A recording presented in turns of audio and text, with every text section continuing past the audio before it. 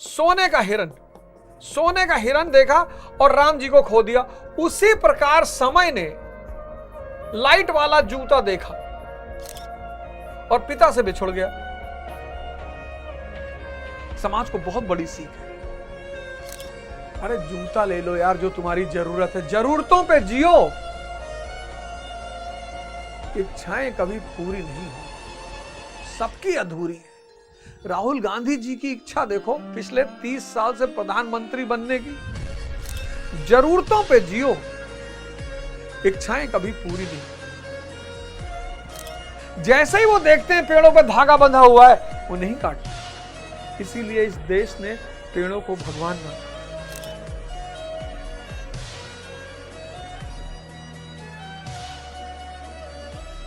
अरे भाई साहब, हर बच्चे को दिखाओ कि तुम ही बचाओगे इस देश को। जय हिंद फ्रेंड्स।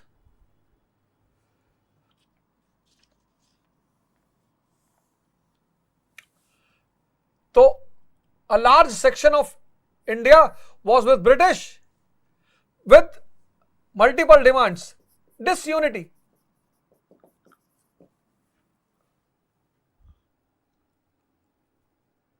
अब डिसयूनिटी का आलम यह था कि अंग्रेजों ने बहुत सारे तालुकदारों की जमीन वापस कर दी, विद्रोह छोड़ के अंग्रेजों की तरफ आ गए।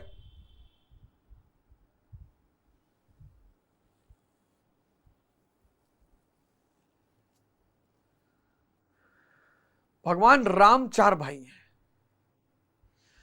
हैं तो 4 भाई, लेकिन आत्मा एक है।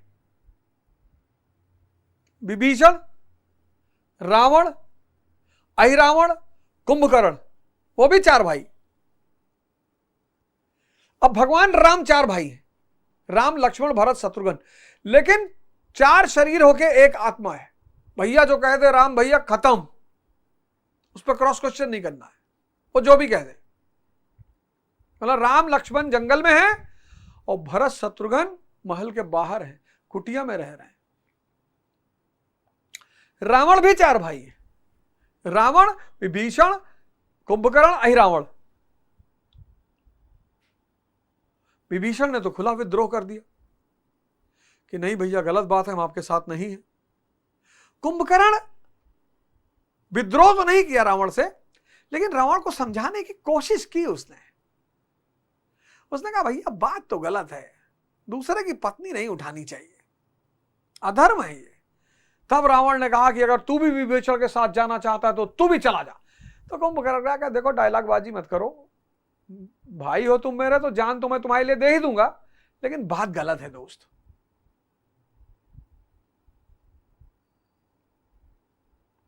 जहां भी डिसयूनिटी होगी वहां विजय कभी हो ही नहीं सकती। और भारत का पूरा समाज विभाजित, विद्रोही विभाजित।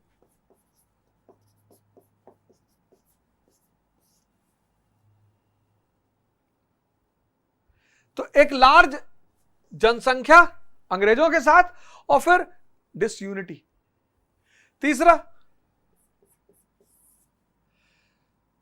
Lack of discipline and planning. कुछ लोग तैयारी करते हैं तो 2 दिन, lack of discipline and planning, अनुशासन और योजना का अभाव। मैंने अपने उम्र में एक लंबे समय तक एक बहुत बड़ी गलती की, डायरी नहीं बनाया। मतलब स्कूल से निकले तो हमें लगा कि यार डायरी, आप क्या करेंगे डायरी। स्कूल की जो सबसे बड़ी गिफ्ट होती है वो डायरी होती है। अगर कोई मुझसे पूछे कि जीवन में बड़ी बड़ी गलतियों में से कोई एक बड़ी गलती बताओ, मैंने कहा डायरी को छोड़ना। पता ही नहीं चल पाया 4, 5, 6 साल कैसे बीत गए, पता ही नहीं चल पाया। किसी ने कहा छतरपुर चलना है, चलो खजुराहो घूम आते हैं। किसी ने कहा अरे यार आओ, चले यार चलो विंध्याचल दर्शन कराओ। किसी ने कहा चलो मैहर देवी घूमाओ। पता ही नहीं था क्या कर रहे हैं। आज हर दिन का पता होता है कि आज क्या किया, कल क्या किया, पूरे हफ्ते क्या किया, सब पता है। इसलिए मैं बार बार आप लोगों से कहता हूं कि सब कुछ छोड़ना, कभी डायरी मत छोड़ना। इसलिए मैं आपसे बार बार एक बात कहता हूं, डायरी मत छोड़ना यार। संघर्ष सबको करना है, संघर्ष से कोई बच नहीं सकता। बस डिसाइड ये करना होता है कि रो रो के या हंस हंस के। तो जब करना ही है तो हंस हंस के।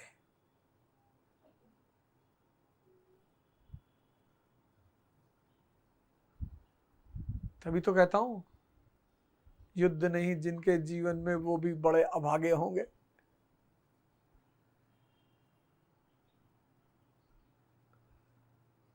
पता नहीं हमें क्या सिखाया गया था बचपन में, सुकून की जिंदगी, फलानी जरे भाड़ में गई सुकून की जिंदगी।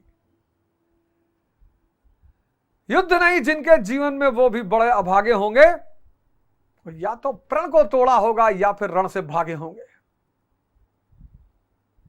और करोगे क्या जीवन में? भगवान राम, भगवान कृष्ण, सबने किया।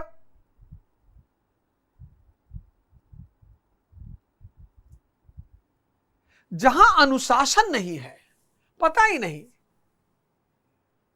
वहां जीत नहीं हो सकती। जहां योजना ही नहीं है, आज दिल्ली, कल मेरठ, फिर मेरठ में सिपाहियों ने कहा आओ चलिए सहारनपुर, सहारनपुर चले गए। कुछ योजना, कुछ डिसिप्लिन है ही नहीं। शहर में घुस गए, बाजार लूट लिया। तो धीरे धीरे वो जो जनता समर्थक थी उसने कहा यार इससे अच्छा तो अंग्रेज ही थे, कम से कम धंधा पानी तो चल रहा था।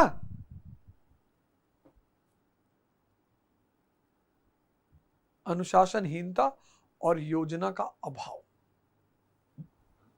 चौथा,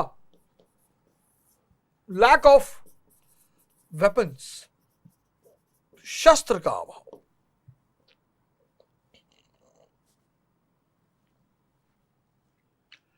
लैक ऑफ वेपन्स, मानी सी बात है, इनको कोई सपोर्ट करने वाला था नहीं, ना अंदर ना बाहर।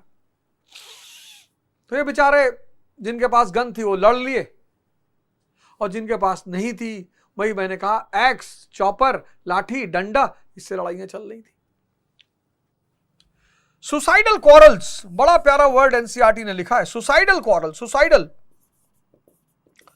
पता लगा आपस में ही लड़ गए, एक दूसरे की जान ले लिए। Suicidal quarrels.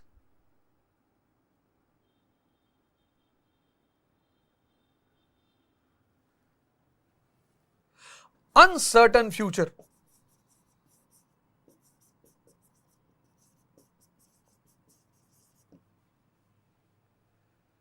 स्पष्ट नहीं था कि अगर यह हो जाएगा तब क्या करेंगे।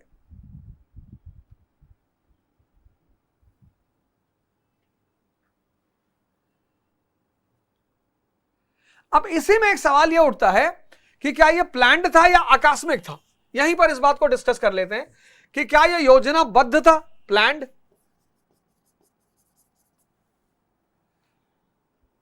और या आकस्मिक।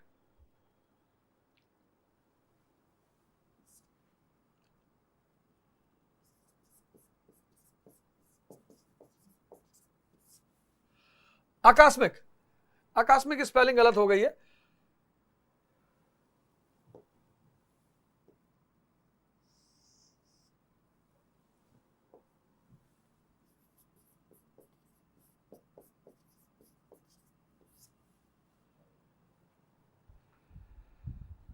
अब 1857 के विद्रोह से संबंधित कोई एविडेंस नहीं है, नो एविडेंसेस।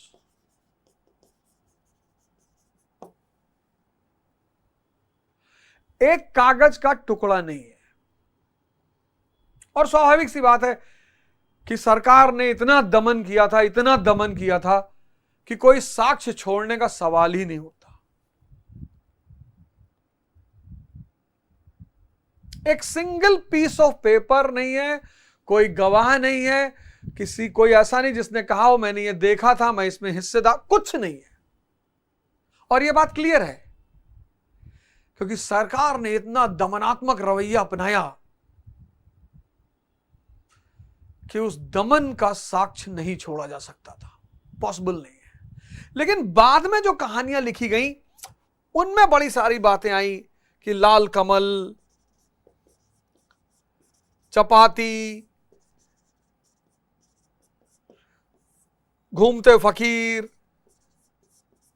सन्यासी, कई सारी नॉवेलें आई, कहानियां, कई सारे लेखकों ने बाद में कहानियां लिखी। उस कहानियों में उन्होंने कुछ कहानी डालने की कोशिश की कि नाना साहब तैयार थे और ऐसा था और वैसा था और सिपाही समय से पहले उठ गए, पर एविडेंस कहीं नहीं है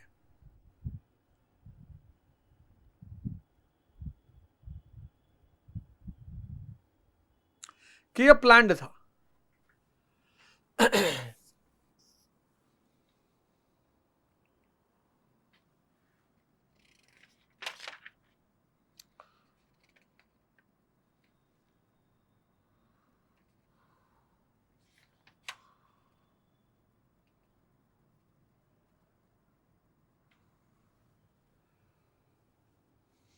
अब चूंकि एक बैच शुरू हुआ 10 मई 1857,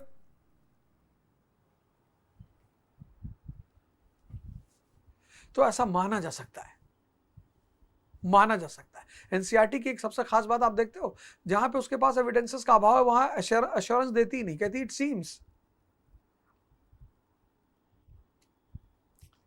मेंस आंसर राइटिंग अगर सीखना है तो एनसीईआरटी से सीखो। जिसने एनसीईआरटी पकड़ लिया उसके मेंस के आंसर इतने दमदार हो जाएंगे जिसका कोई सवाल जवाब ही नहीं।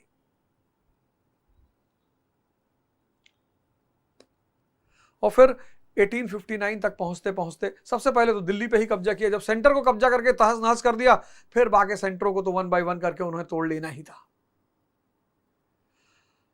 अब सवाल हुआ कि 1857 के विद्रोह का दमन कर दिया गया, कुचल दिया गया,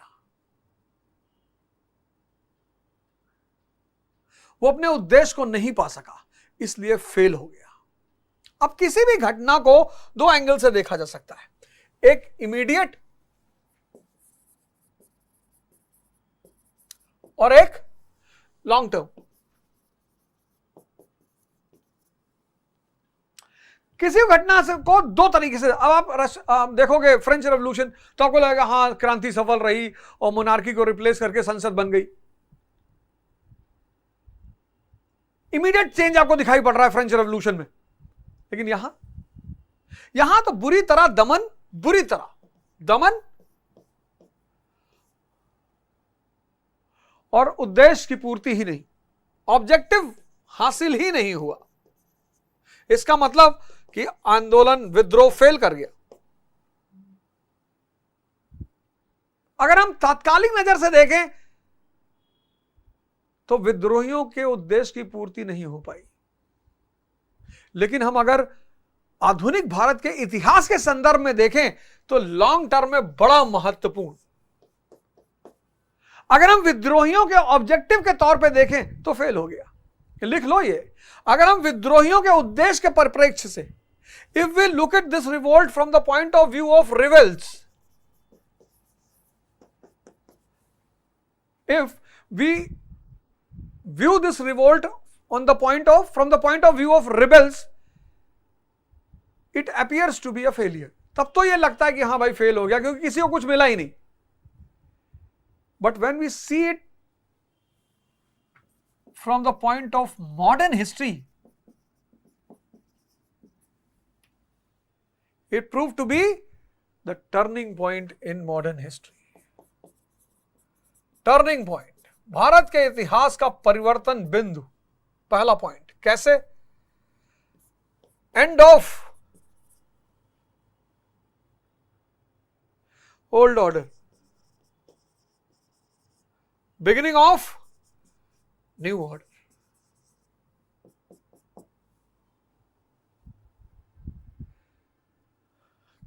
कंपनी के साथ साथ ओल्ड सिस्टम खत्म,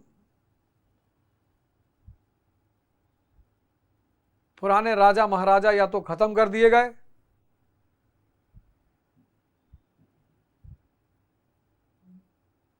और या पूरी तरह दबा दिए गए। अब भारत का नेतृत्व एक न्यू ऑर्डर के हाथ में। कौन सा? Educated middle class. यह सबसे बड़ी घटना, यहीं से बहुत बड़ी घटना, end of the old order. वो जो भारत का नेतृत्व राजा महाराजा जमींदार सामंत के हाथ में था, खत्म। अब यहां से एक नई टीम दिखाई पड़ेगी। दादा भाई नेहरू जी, आनंद मोहन बोस, सुरेंद्र नाथ बैनर्जी, पहला। दूसरा,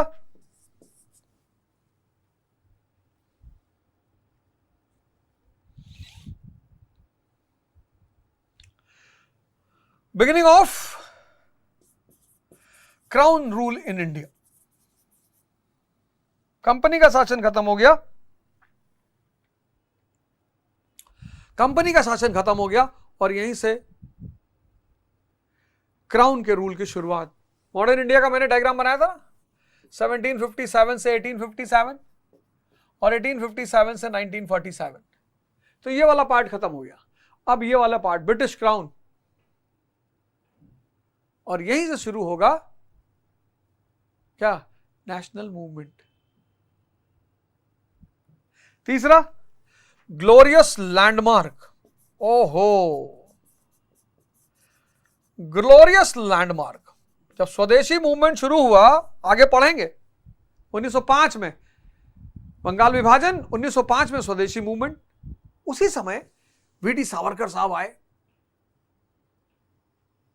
और उन्होंने कहा the first war of independence, और यहां के नायकों को उन्होंने भारत के लोगों के लिए एक आइडियल बना दिया।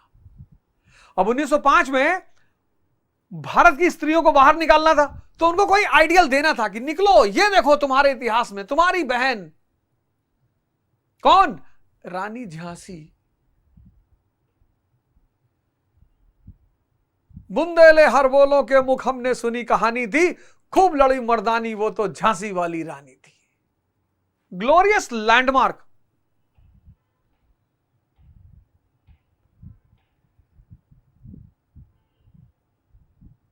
यहां के सारे चरित्रों की वीरता, उनका बलिदान उठाकर स्वदेशी आंदोलन, राष्ट्रीय आंदोलन के लोगों के सामने एक नायक के रूप में पेश किया गया,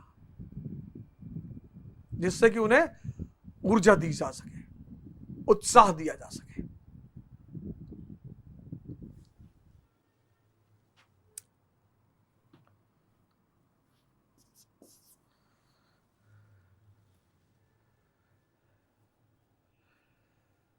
और यहीं से शुरू हुआ मॉडर्न नेशनल मूवमेंट,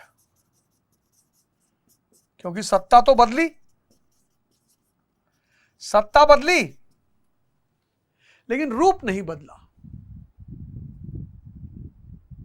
सत्ता बदली लेकिन रूप नहीं बदला। रूप कौन सा रूप? दमन और शोषण, सप्रेशन एंड एक्सप्लॉइटेशन।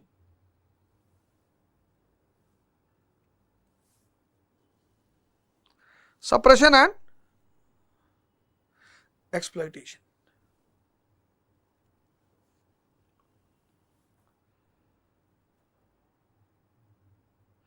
और यहीं पर छठा अध्याय समाप्ता इति। 6 चैप्टर हम लोगों ने खत्म कर लिए। अब हम लोग आते हैं 7वें चैप्टर पे। ये दोनों चैप्टर 2-2 दिन लेंगे, 4 दिन। मजेदार चैप्टर हैं दोनों। सोचो, इतनी बार मैंने इस किताब को पढ़ा कि इस किताब के परखच्चे उड़ गए। एडमिनिस्ट्रेटिव चेंजेस आफ्टर 1858 और economic impact of the British rule, ये 2 चैप्टर 7 और 8।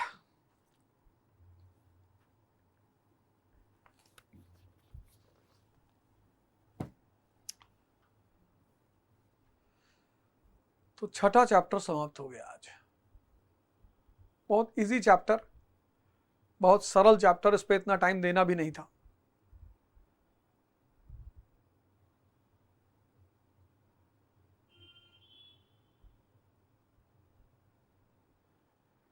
बहुत सरल चैप्टर है।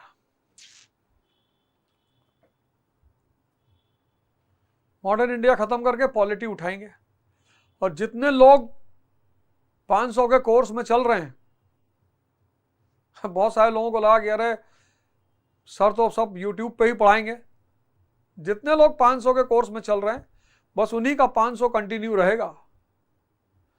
पॉलिटी में जिन्होंने जो एडमिशन लेंगे नया, वो 2100 रुपये, जब तक पॉलिटी की क्लास चल रही है और आपने 500 में एडमिशन ले लिया तो फिर आपका 500 ही रहेगा। 500 रुपया पर महीना, 500 रुपया सब्जेक्ट नहीं। इसको मैं लिख देता हूं, बहुत सारे लोगों को लड़के तो खैर शोर मचाते नहीं, शोर तो ये मेरे जो दोस्त हैं ये मचाते हैं। 500 रुपया मंथ, ये स्कीम है। और जिस दिन मॉडर्न इंडिया खत्म होगी फिर उठाएंगे polity, Indian constitution and administration, और क्या शानदार 3 किताब पढ़ाएंगे। और उसकी फीस होगी, जो इस प्रोग्राम में नहीं है उनको 2100 रुपया देना होगा। लेकिन पॉलिटिक्स भाई साहब एक अलग सब्जेक्ट है, वो उसको पढ़ने का एक अलग तरीका है, एक अलग मौज है उसकी।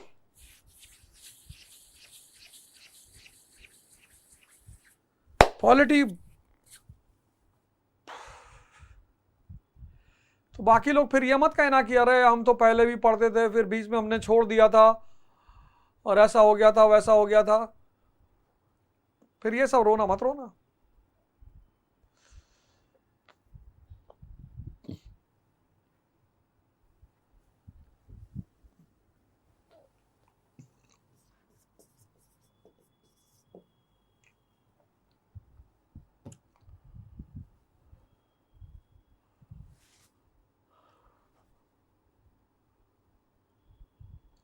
छह चैप्टर खत्म हो गए, 7, 8 थोड़ा सा पेस धीरे रखेंगे समझने वाले चैप्टर से, और 9, 10, 11, 12, 13 तो ऐसे चुटकी में खत्म हो गए। ऐसे इतने प्यारे चैप्टर्स हैं,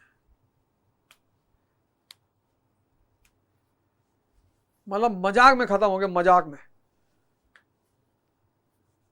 मैं कोशिश करूंगा 10 दिसंबर तक पूरा कर दूं। बीच में थोड़ा सा, हाँ एक मूवी आई है उस पर मुझे बात करनी थी, तिकड़म। भाई साहब इस मूवी को आप जरूर देखिए, सदी में ऐसी मूवी बनती, सदी में। पता है इस मूवी की खास बात क्या है? इस मूवी के जो इश्यूज हैं, पहला इश्यू है माया, दूसरा इश्यू है एनवायरमेंट,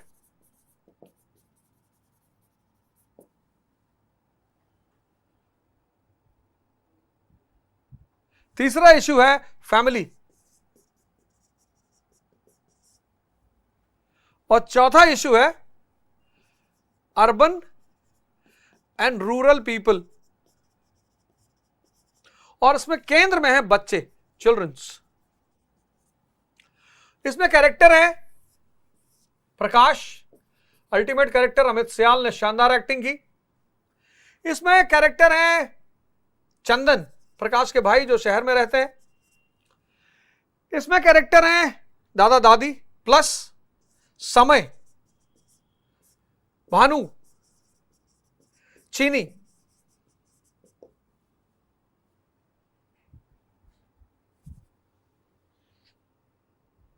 और से क्या, इसमें कैरेक्टर हैं दादा दादी, दादा दादी।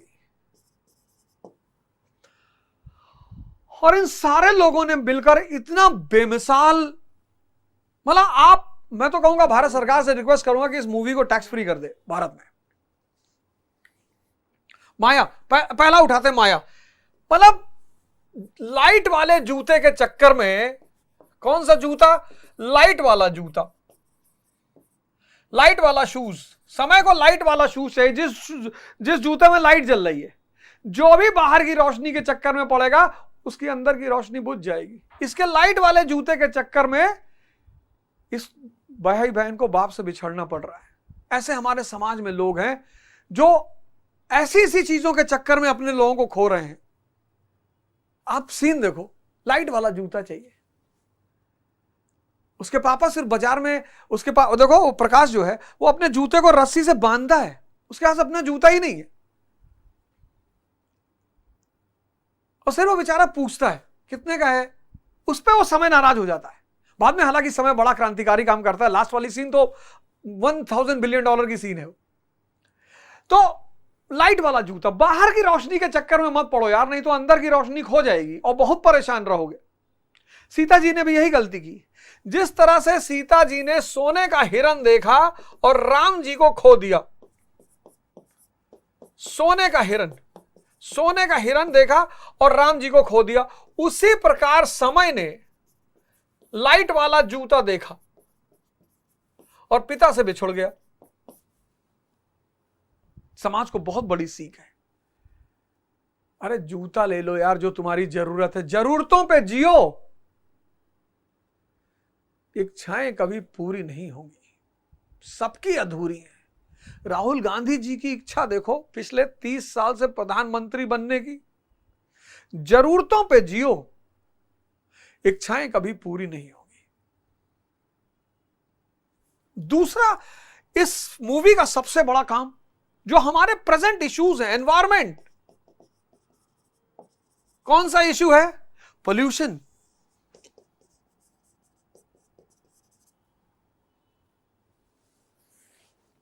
देखो लड़के क्या कर रहे हैं,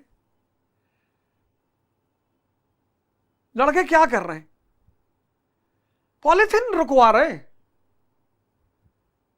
पॉलिथीन कितना प्यार से लड़के उस पॉलिथीन का यूज रुकवा रहे हैं। फिर कटिंग ऑफ डिफॉरेस्टेशन। मतलब इस देश में क्या सीन दिखाई इस मूवी ने कि हम पेड़ों की पूजा क्यों करते थे।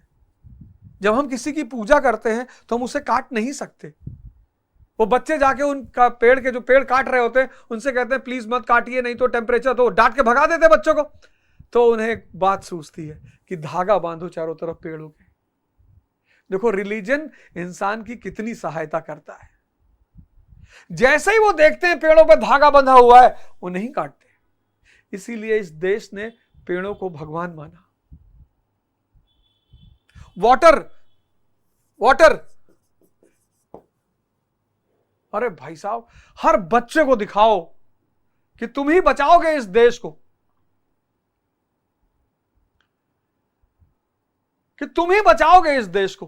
और कोई नहीं बचा पाएगा, कोई बचा ही नहीं सकता।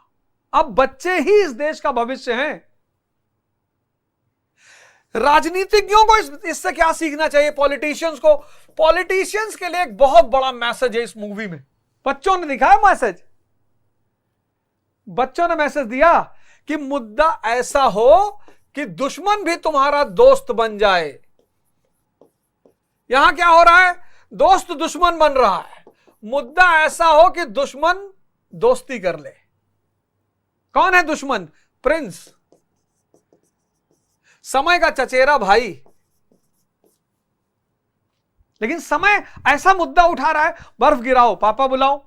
इसके भी पापा बंबई में रह रहे, अब पापा तो इसको भी बुलाना है। तो कहता है यार मुझे भी अपनी टीम में शामिल कर लो। तो वो लोग कहते नहीं। तो फिर वो कहता नहीं शामिल करोगे ना, देखो मैं तुम्हारे लिए यूजफुल साबित होऊंगा। तुम्हारा दुश्मन भी तुम्हारे लिए यूजफुल साबित हो सकता है। वो प्रिंस यूजफुल साबित होता है। कैसे? वो जो अधिकारी होते हैं ना पोल्यूशन डिपार्टमेंट के, उनकी वीडियो लाके इन लोगों को दे देता है। और दुश्मन यूजफुल ही नहीं, आपका रक्षक भी बन सकता है। जब समय पानी में डूब रहा होता है उसको बचाता कौन है? प्रिंस। यह पॉलिटिशियनों की सबसे बड़ी सीख है कि मुद्दा ऐसा लाओ कि दुश्मन भी दोस्त बन जाए। रोज एपिसोड में क्या है? देखो कितनी बड़ी सीख है रोज एपिसोड में। जब वो आती है रोज, सब गाना गाते हैं, नारा लगाते हैं, वाह वाह मैडम करते हैं। और जैसे ही लोगों को पता चलता है कि होटल बंद हो जा रहा है, वही रोज मैडम जो भगवान थी, जैसे ही वर्करों को पता चलता है होटल बंद हो रहा है, वो चुड़ैल हो जाती है। चाय मंगाती है, कहती है चुड़ैल ने चाय मंगाया है।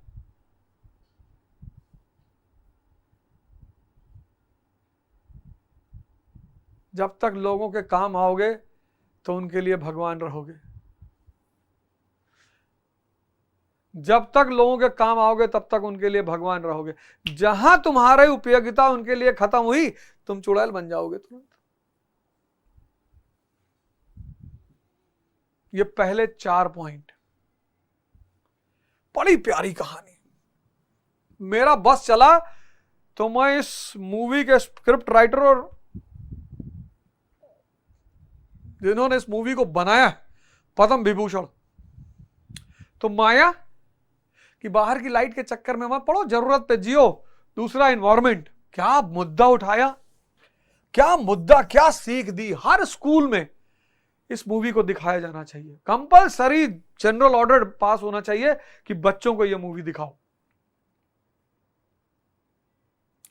तीसरा, पॉलिटिशियंस, मुद्दा ऐसा बनाओ, बर्फ गिराओ पापा लाओ, कि दुश्मन दोस्त बन जाए और सिर्फ दोस्त ना बने, तुम्हारा काम भी आए और तुम्हारा रक्षक भी बने। और रोज एपिसोड कि बेटा जिस दिन उपयोगी नहीं रहोगे चुड़ैल हो जाओगे। ये पहला 4 इंपॉर्टेंट पॉइंट। 4 अभी और हैं। आप सब इस पिक्चर को परिवार के साथ देखिए। बच्चे अगर आपके घर में हैं उनको दिखाइए और जरूर दिखाइए। इस मूवी का तो प्रचार होना ही चाहिए। आप देखो, मैं जब भी किसी मूवी को उठाता हूं, बड़ी सारी मूवियां आती हैं, लेकिन मैंने 3 इडियट उठाया, मैंने लापता लेडीज उठाया, और तिकड़म पर तो मैं एकदम होली वॉर। मैं चाहूंगा कि देश का हर बच्चा यह मूवी देखे। तो इसका फर्स्ट पार्ट का एनालिसिस है। सेकंड पार्ट आपको 3 दिन बाद बताऊंगा। वो शानदार शानदार पॉइंट्स हैं इस मूवी के। जय हिंद, जय भारत।